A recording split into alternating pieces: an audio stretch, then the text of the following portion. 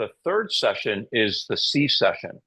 Using a curled C position with the client on their side, we're adding layers on the what we call the spinal groove, which is right next to the vertebral spinous processes.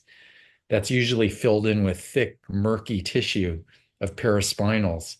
When someone's going through the 10 series, like in the 6 hour, we're not really, at best, we're just saying hello to it.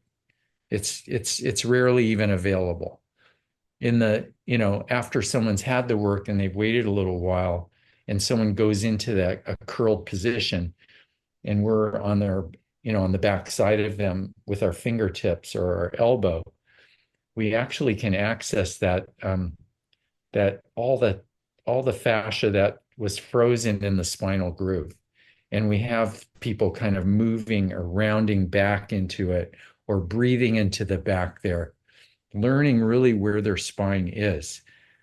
As you can go through the series many times and still not have an interoceptive measure of where your spine is.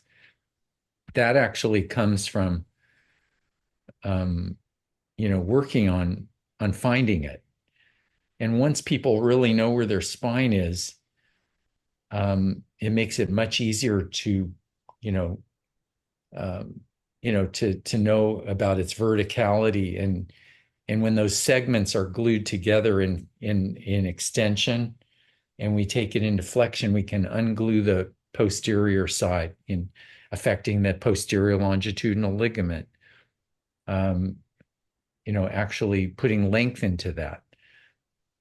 In fact, when someone's consciously going into the C position, their first thing they're going to want to do is really flex and contract all the membranes on the front of the spine. And we don't want them to do it that way.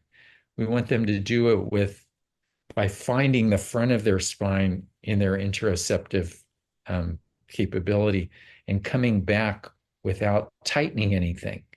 And when they do it that way, they're actually lengthening their anterior ligaments of the spine, the anterior longitudinal ligament. So I see it basically really playing with that ligamentous system, playing in that C position.